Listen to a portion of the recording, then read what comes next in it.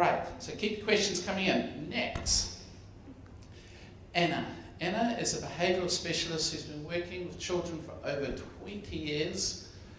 She's married with 2 daughters and moved to New Zealand 12 years ago, having worked as a special needs teacher in the United Kingdom and Kenya.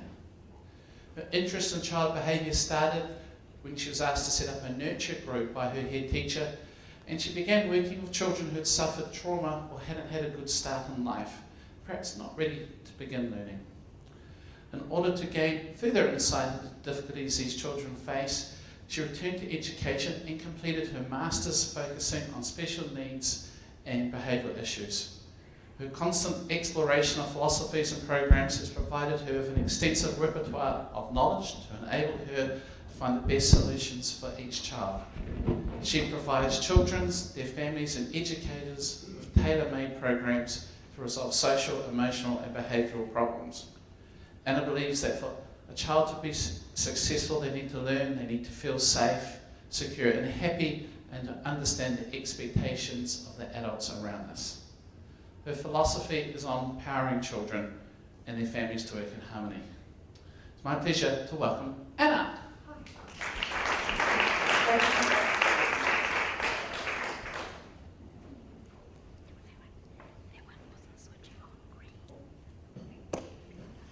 Hi, I'm here to talk to you about behaviour. Now, to me, behaviour is absolutely amazing and I love it. Okay? I've yet to have a child referred to me because they've got really fantastic, amazing behaviour and they're really, really good. We all know the labels that we give children: the naughty child, the attention-seeking child, the obstinate child, the stubborn child. Now, to me, none of them hold true. Okay? Because to me, all behaviour is communication. Okay? If I see a child that's doing something, they're communicating to their parents and to their teachers and to their peers. They cannot cope with something. I can't tell you, so I've got to communicate it through my behaviour.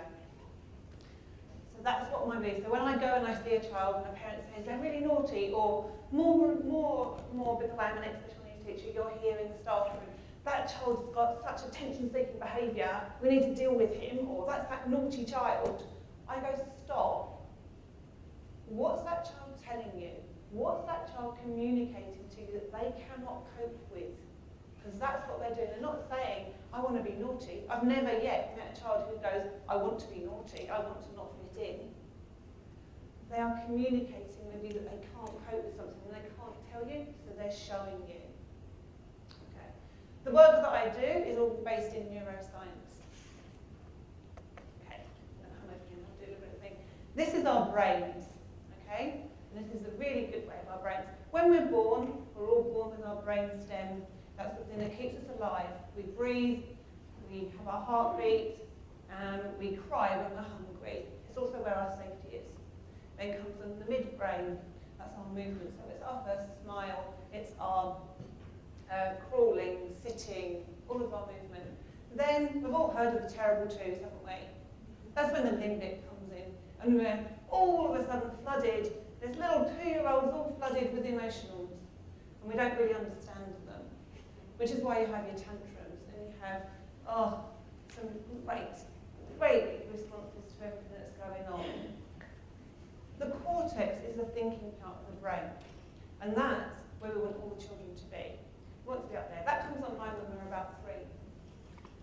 So, we're always taught, or I was brought up, and I'm sure that all of you are brought up, that you do as you're told because your mum and dad tell you to do it. If you don't do it, I'm going to take something away from you, or I'm going to punish you. Oh, sorry, wrong way. So we use reward and punishments. I hate rewards and punishments. Because most of the children that I see are trying to communicate that they don't know what's going on. So if we then take something away from them, they don't actually understand what we're taking away from them. They're not going to change their behaviour because they don't actually know what that behaviour is. And for me, that's using like the coffee plunger.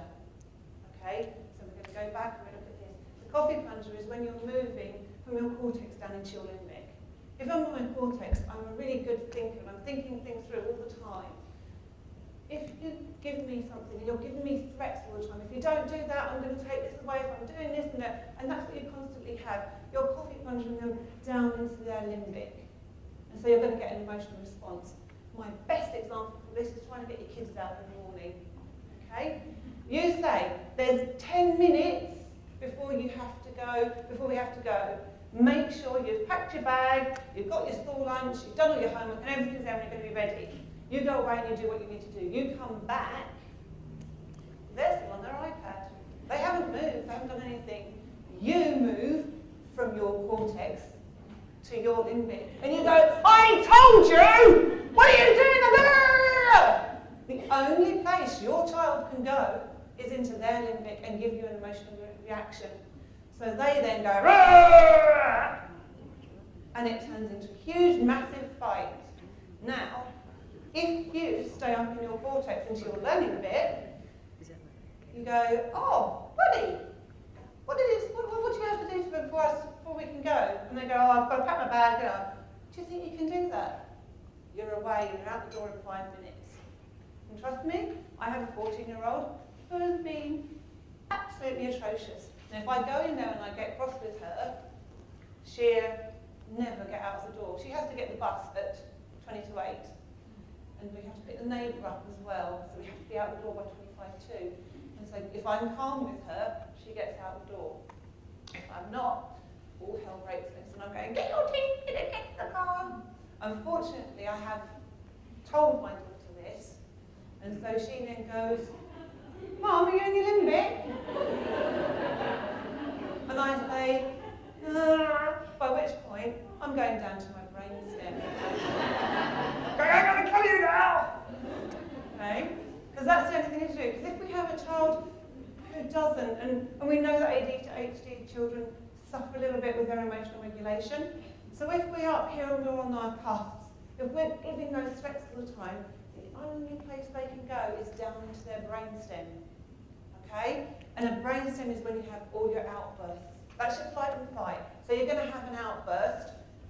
And what happens is a chemical reaction. Okay? Your adrenaline and your cortisone come in, and there's nothing that child can do to stop themselves when they're in their brainstem and they're in flight and fight. There's nothing they can do to stop it because it is a chemical reaction. Okay? So what we need to be doing is trying to keep them up in their cortex. Okay? When we're flooded with all of those, you just have to let it go. You just have to let it pass. Okay? The chemicals take, because you'll have the 15-minute thing of the adrenals will go and they look really calm, but the cortisone's still in there. It takes 50 minutes for that to go through a child's body. Okay? So you don't talk to them about the situation for at least 50 minutes. You give them calming, soothing, things that you know are going to calm them, things that are going to soothe them, that they can calm down with, and then you talk to them when you know all of those chemicals are out. Now, if you've got a child that's here that keeps slipping down here, they're constantly having those chemical reactions. So it's going to be really hard to ever have a conversation about what's going on. But you need to let those chemicals go, otherwise you're just going to spike it back up again. Okay. So we're trying really hard to make sure we stay in our conscious. That's what we want all of our children to be, up here learning. I can see that I've got one of my teachers that I work in school, and she knows that I love neurological pathways. Okay, neurological pathways. This is where we get two neurons that come together and we make a neurological pathways. Now, to make a neurological pathway, we have to lay down the myelin sheath. And the myelin sheath is it's like the electrical cable, and then you've got your insulation around the outside. Now, can you remember when your child was in its high chair and it dropped it? Dropped it again, dropped it again, dropped it again. That's them repeating an activity to lay down that myelin sheath. That's how we learn, by doing things again and again, repeating and laying down it. And then once that myelin sheath's done and it's connected to the other synapse, it's like, oh, yeah, that's where the electricity is going to flow, and that's the way I'm going to go. How many times do you think a neurotypical child needs to do something to actually lay down that myelin sheath? Any guesses? 5? No, it's 200 times. For a neurotypical child, they have to do it 200 times. They didn't just drop something once off the high chair, did they? It was a continual thing. Yeah, they have to do it 200 times. A child that has got special needs, so an ADHD child that's brain is just slightly differently wired, 2,000 times to change some things. Yeah? So that's where you've got to have immense amounts of patience. Yeah? Okay, takes 2,000 times.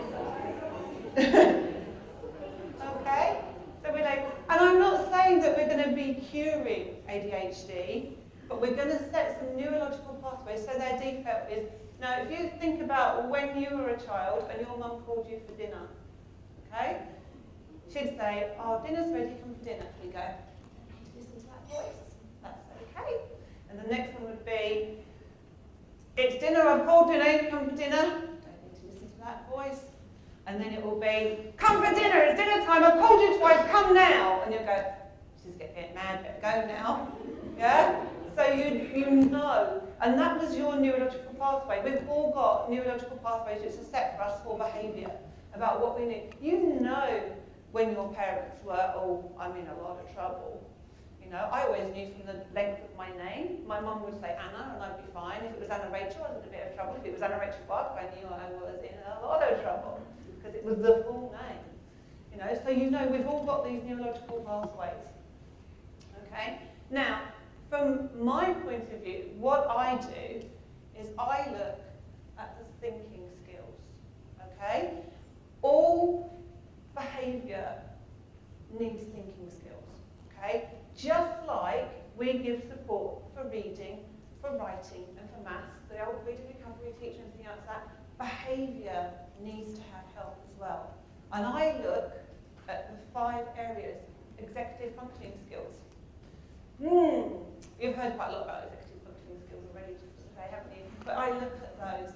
The transitions, sustained attention, logical sequencing, reflecting on multiple thoughts at the same time, reactions to stimulus, can respond to the outcomes of consequences and know what's going on. I actually look and talk with children and their parents about what are they lacking in here. Okay? So I would then go, we're not going to be able to change their wiring of their brain, but what we can do is give them support so that we can give them ways of actually being able to focus, ways of actually able to go and recognise what's going on in their own brains. It's like, this is a stimulus that's going on all the time. Okay, I then need to do this so that I can cope with that. The next thing I will look at is language processing. How do children process language? Okay, do we give them enough time to process what we ask them to do? Because I'm going to say, you're going to ask them a question, and it doesn't matter what, you want an answer like that. But there's a lot going on with processing. They've got to take the question, and the very first thing a child's got to do is say, if you say, can you go and make your bed, the first thing they've got to do is they've got to decide yes or no. Okay? It's very important because that's 2 different neurological pathways. Yes? Okay, yep, I can think about that and I'll go off and I'll go and make my bed. If it's no, I'm going to have an argument. I don't really want to make my bed. It's a very different pathway.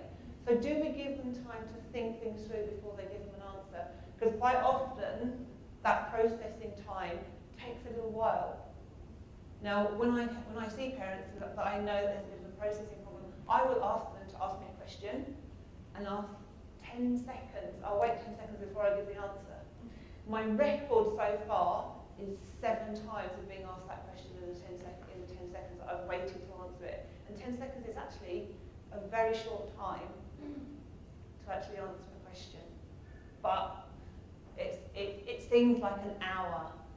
It seems like an hour when you ask somebody a question. If you give them the 10 seconds, and quite often when I'm working in schools, a teacher will ask the question, not give the processing time, then turn their back and the child will be doing something. Even if it's in a special needs school with put the red block and put the blue block. They don't, you should have done it by now, and they turn their back and they walk away, and the child then goes to bed and haven't seen that they've completed it. Because they've taken too long, because they haven't been given that processing time. The next one I look at is cognitive flexibility. Is our world black and white, or can we see the shades of grey? Is it my way or the highway? Can I see somebody else's perspective on life? That's a really good one to look at. Oh. Emotional regulation. Okay, can you regulate your emotions? ADHD children have a little bit of trouble looking after their emotional regulation. In fact, I've yet to come across a child that I've worked with who can regulate their emotions. That's where I always start, is emotional regulation. And I teach the specifics. If you can't read the face, there are 3 things to every emotion. It has a voice, it has a facial expression, and it has an effect on your body. And I specifically teach these to children. I teach them how does your body feel when you start to get angry, because then they can start to recognise that this is going on in my body, therefore I've got to do this. Okay? When I get angry, the first thing I do is pinch my jaw. Then I'm going, right, I'm angry. But I teach that really specifically to children. Social skills. How do we interact with people? Do I go up and punch everybody and say, hi, yeah, I want to be your friend? Or how do I actually go and integrate into people? So these are the thinking skills that I look at, and I teach them very specifically. Where is a lagging skill, I teach them very specifically, just like you would decoding for reading. What sort of kids do you want? Okay? There's 2 really important things that I want for my children and for the children that I teach. I want them to be independent and problem solving. I want, when my children leave home, to be able to be independent and, if they come across a problem solving. So, if they go out and the bus doesn't work, the bus says it's going to come at a certain time and it doesn't come, what are they going to do? Is it going to be the end of the world, or am I going to be able to problem solve what's going on? So they're the things that I really want my kids to do. Now, it's really important that kids are safe, and to be safe, it's okay to say no. Setting boundaries for children actually makes them safe, because they know where they can go and where they can't go. But I don't expect you to just say no. That's what I was given, and I was always a question of, followed by, why? Okay? If you give children the why, okay, if you give children the why, then they understand. If you just say, don't do that, and there's no why, then they don't understand. I can now say to my 14-year-old, when she rings me up and says, Mum, can you stop working, not pick up Lydia, I want $20 because I want to go to the shops after school, and then can you come and pick me up again? And I will say no, but instead of me having to give her the why, I can say, why am I saying no, Amelia? And she'll say, oh, because it's not really fair on Lydia, she'll be left at school, and she'll give me all those reasons. Okay? Unfortunately, she's got to 14 now, and so her cortex is under construction. So it's not quite so good. She didn't think it was right that I was coming here because I'm going to be missing one of her concerts this afternoon. And so that was a bit of a debate this morning. It's like, you're not coming to my concert? I'm like, no, I'm not. Can you do that? You know. So we have lots of debates with her. Okay, but it's really important because that makes them problem solving. If you give them the why, it makes them be able to problem solve. And you start off by giving the why, and then you can say, I'm going to say no. You tell me why I'm going to say no. And they can come back because they've learned that. That's the neurological pathway that you've set, and then they can come back. I'm not expecting them to be able to do it straight away. You've got to be able to put these things into practice. Okay, really important, language. The language that you use with your child is really, really important. Okay, everybody do not think of a pink elephant wearing a tutu, banging a drum. Okay? What have you all thought of? Yeah? You've all that's exactly the image you've got. The language that we use with the children is don't do this, don't do that, don't do the other. Okay? They don't hear that. They don't hear that. They hear the last thing that you say. So, don't climb. What do? they hear climb. They don't hear the don't bit.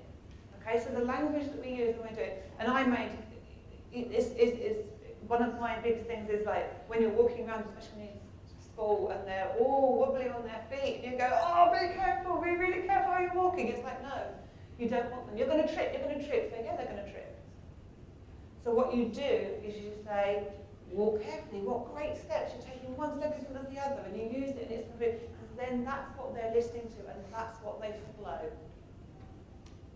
Now, one of the biggest things that I use, ask, not tell. Okay? Are you a woodpecker teacher or parent? We are going, do this, don't do this, don't do that, da da da da da da.